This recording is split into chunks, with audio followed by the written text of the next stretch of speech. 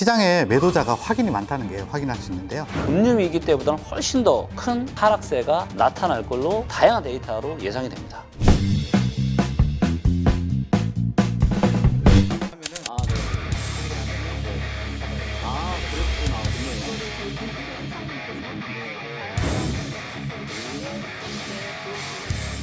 부동산 시장의 하락 지표로 거래량과 KB 통계를 살펴봤는데요. 시장 심리를 좀 알아볼 수 있는 지표도 봤으면 좋겠어요. 현장 심리는 어떤가요? 시장에 매도자가 확인이 많다는 게 확인할 수 있는데요. 저희가 그걸 알 수 있는 거는 이제 매수 우위 지수로 지금 알 수 있습니다. 매수 우위 지수라는 것은 매수자, 즉 사려는 사람이 많은지 혹은 매도자인 팔려는 사람이 많은지 그 비율로 시장의 분위기를 심리적인 상황을 파악할 수 있는 지표입니다. 최근의 경향을 좀 살펴보면 제가 차트를 보여드릴 텐데요.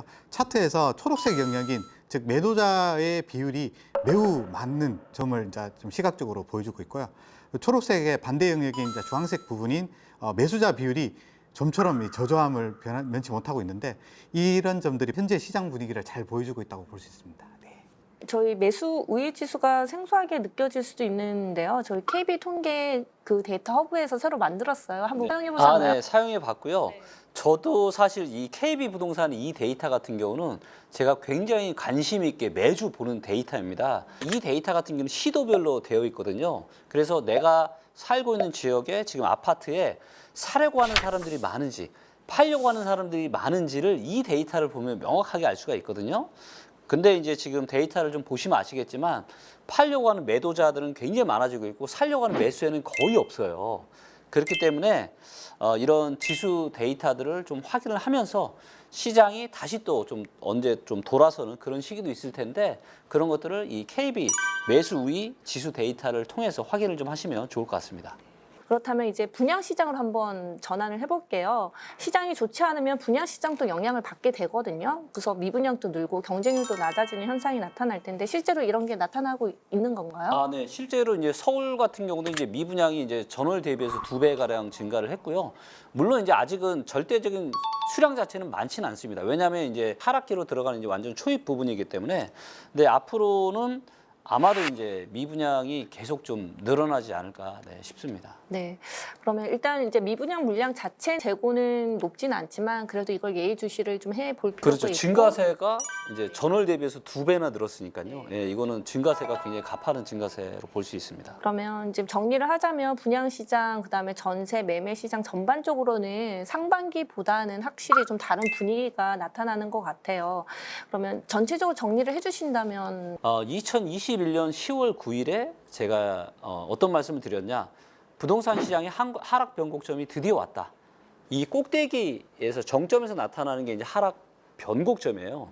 하락 변곡점에서 나타나는 현상은 뭐냐면 아직은 상승에 대한 기대감들이 있다 보니까 사람들이 호가를 잘 안 낮춰요.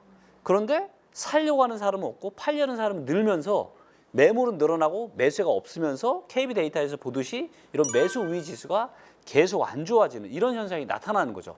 이게 이제 하락 변곡점이고, 근데 이제 하락 변곡점에서 이미 팔려고 내놔도 팔리질 않죠. 자, 근데 진짜 문제는 뭐냐면 이제 하락 변곡점이 끝나면 뭐가 나타나냐?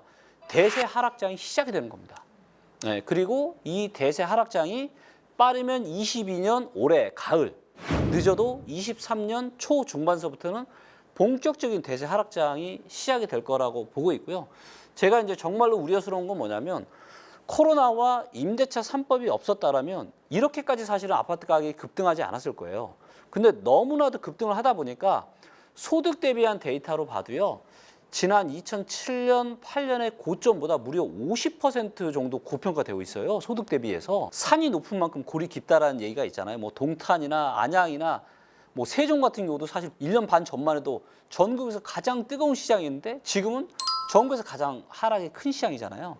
이제는 이 어떤 상승에 대한 관성의 에너지도 거의 다 끝나가고 본격적인 대세 하락장이 시작이 될 거고 고평가 상태가 너무나도 컸기 때문에 이 하락폭 또한 금융위기 때보다는 훨씬 더 큰 그런 하락세가 나타날 걸로 다양한 데이터로 예상이 됩니다. 네, 그러면 지금 전반적으로 집값이 조정기에 진입을 했고, 그래도 정부에서 규제 완화, 그다음에 공급 확대라는 대책을 내놓고 있는데, 어떻게 보면 내 집 마련 실수요자들, 지금 동안 네. 집을 못 사신 분들 입장에서는 기회가 아닐까 좀 생각이 들어요. 네. 그래서 마지막으로 가장 중요한 그 무주택자나 일주택자들한테 네. 그 상황에 맞는 전략을 세워주신다면요. 대부분의 사람들에게 있어서 내 집 마련은 인생에서 가장 큰 의사결정이에요. 이 의사결정을 어떻게 하느냐가 내 인생을 엄청나게 좌지우지를 많이 합니다. 불과 얼마 전까지만 해도 집 한 채 있는 사람과 없는 사람의 자산 가치가 엄청나게 벌어졌죠.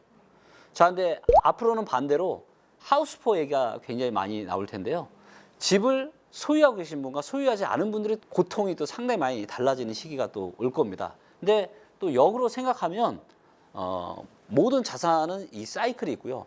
머지않아 빠르면 2, 3년, 길면은 한 4, 5년 이후에는 내 집 마련에 대한 저렴의 또 매수 기회가 올 수 있습니다. 자, 그럴 때 내 인생에서 너무나도 중요한 의사결정을 너무 주먹구구식으로 안 하셨으면 좋겠어요. KB 부동산에 지금 얼마나 좋은 데이터가 많이 있습니까? 아니, 이건 진짜예요. 저도 KB 부동산에 있는 다양한 데이터들을 제가 굉장히 많이 참고를 하고 있고요. 좋은 직장 잡기 위해서 얼마나 수없이 많은 공부도 하고 돈과 시간을 쏟잖아요. 근데 인생에서 가장 큰 의사결정 하는데 데이터 안 본다? 이거는 저는 솔직히 말이 안 된다라고 생각을 합니다. 그렇기 때문에 지금 저도 사실 KB 지금 데이터 보고 제가 좀 깜짝 놀랐는데 아주 또 시각화도 잘 해놓고 했으니까 많은 분들이 앞으로 좋은 시기가 왔을 때 데이터들을 좀 보시면서 좋은 의사결정 하시면 좋을 것 같습니다. 감사합니다. 저희 KB부동산 데이터 허브를 이렇게 네. 잘 설명해 주시니까 제가 네. 뿌듯한 것 같습니다. 네. KB부동산, KB통계를 담당하고 계시는 김규표 수석님 한 말씀 해주십시오. 기존에 저희 KB 통계 자료가 원시적으로 엑셀 자료로 저희가 제공을 해드렸던 점을 내부적으로도 안타깝게 생각을 했었는데요. 이번에 제가 데이터 허브를 오픈하면서 모든 것이 시각적으로 보여지고 쉽게 클릭을 통해서 확인하고 그래프도 예쁘게 많이 준비를 했거든요. 열심히 저희가 잘 조사해서 투자고 주거에 많은 도움이 될 수 있도록 많은 정보를 제공해 드리니까 많은 이용 부탁드리겠습니다. 네, 감사합니다. 네, KB부동산 데이터 허브 많이 이용해 주시고 KB부동산 TV 구독과 좋아요 좋아요. 잊지 말아 주세요. 감사합니다.